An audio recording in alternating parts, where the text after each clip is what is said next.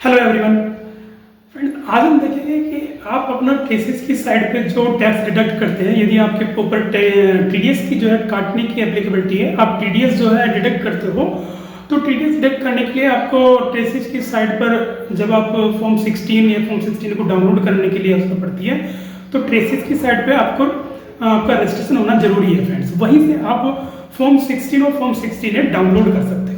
और बहुत सारी ऐसी चीज़ें भी जो कंप्लाइंस वगैरह होती है या आपको कोई करेक्शन करना है, तो भी आप वहाँ से ट्रेसेस साइड पर आपका ये चीज़ जानकारी पता चलती है।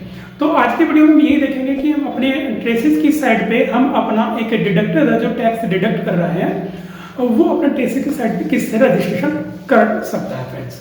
अच्छा, एक चीज़ और, टीसीएस के जो ट्रेसेस की साइड पर है, इस पर जीएसटी रजिस्ट्रेशन जब भी होता है जब उसकी पहले एक रिटर्न जो है फाइल हो चुकी हो फ्रेंड्स। तो रजिस्ट्रेशन करने के लिए फ्रेंड्स हम अपनी ट्रेसेस की साइट को जो है ओपन कर लेंगे, चले जाएंगे फ्रेंड्स, और यहाँ पर हम नीचे जाएंगे तो ये देखेंगे फ्रेंड्स, यहाँ पर आ रहा होगा register as a new user. ठीक है, तो यहाँ पर जाने के बाद में इस पर क्लिक करेंगे फ्रेंड्स, फिर यहाँ पर जो हम जाएंगे डिडक्टर पर। ठीक है, और डिडक्टर पर यहाँ पर आ जाएगा ये register as a new user पर क्लिक कर देंगे। ठीक है, यहाँ पर जाने के बाद में आपको 10 नंबर देना है उस पर्सन का, उस फर्म का जो टैक्स डिडक्ट कर रही है।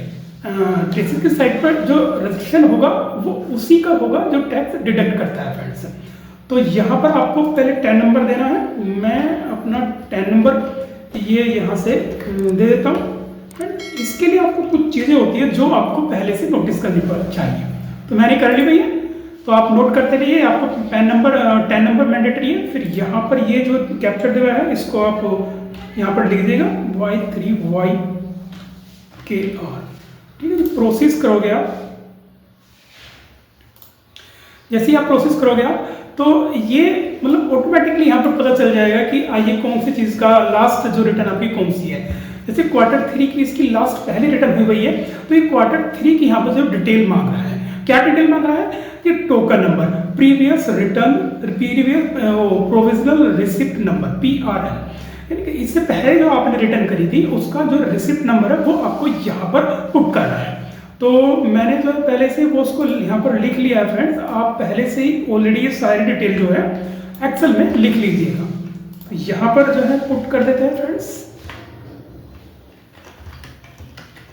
ठीक है, इसके बाद नीचे चलोगे फ्रेंड्स, ये कुछ चीजें मांग रहा है, जैसे कि BSR कोड। आपने जोन सी भी यहाँ पर ये जिस भी क्वार्टर के डिटेल मांग रहा हो, जिस भी क्वार्टर का आपने ये टोकन नंबर दिया है, उसी से रिलेटेड आपको नीचे भी जो जानकारी देनी है। जैसे कि कोई भी एक चालान ले लीजिए, जो भी एक आपका चालान हो, उस चालान का BSR कोड आपको यहाँ पर देना है फ्रेंड्स। तो मेरा BSR कोड है फ्रेंड्स ये 10।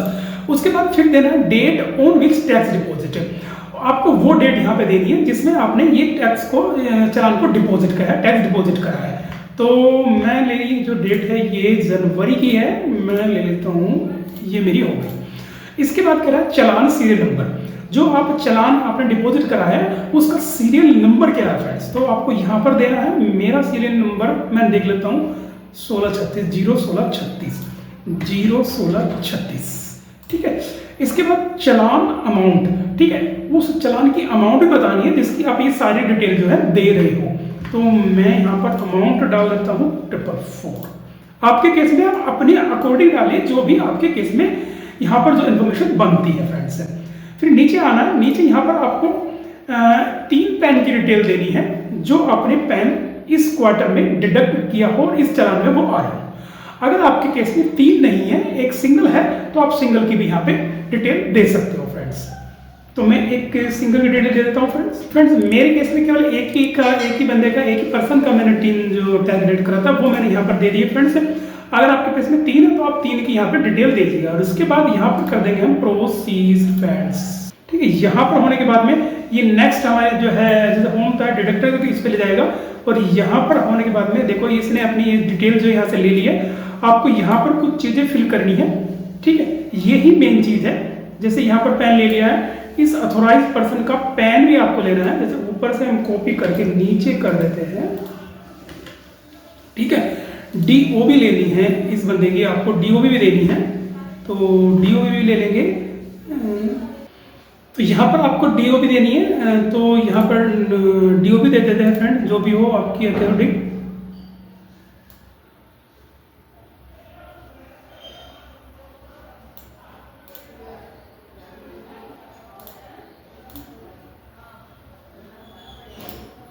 इसके बाद में कह रहा है फादर्स नेम अथॉरिटी, जो भी आपका डेस्टिनेशन नंबर का है उसका जो है father's name of authorise person, destination of authorise person. ठीक है, ये आ गया अथोराइज नंबर, तो हमारा यहाँ पर ये संदीप गुप्ता ही रहेगा। जो अथोराइज पर्सन है उसका यहाँ पर नाम देना है। ठीक है, are you an employ of deductor, इसको यस कर देंगे फ्रेंड्स। और यहाँ पर नीचे हम रखेंगे सेम, और फिर नीचे भी हम यहाँ पर सेम रखेंगे। ठीक है, यहाँ पर भी हम सेम रखेंगे, और यहाँ पर देना है आपको फ़ोन नंबर। ये सारी इन्फॉर्मेशन यहाँ पर डालने के बाद फ्रेंड्स आपको करना है नेक्स्ट, और ये सेव कर लेते हैं। इसके बाद फ्रेंड्स यहाँ पर देखिए यूज़र आईडी और पासवर्ड बनाने का आपका जो ऑप्शन आ चुका है। आप अपनी यूज़र आईडी और पासवर्ड अपने अकॉर्डिंग बना लीजिएगा। जैसे कि यहाँ पर जो है हम जो है एक आईडी बना लेते हैं, और यहाँ पर करेंगे चेक अवेलेबिलिटी। पहले देख लेंगे चेक अवेलेबिलिटी है नहीं है इसकी फ्रेंड्स।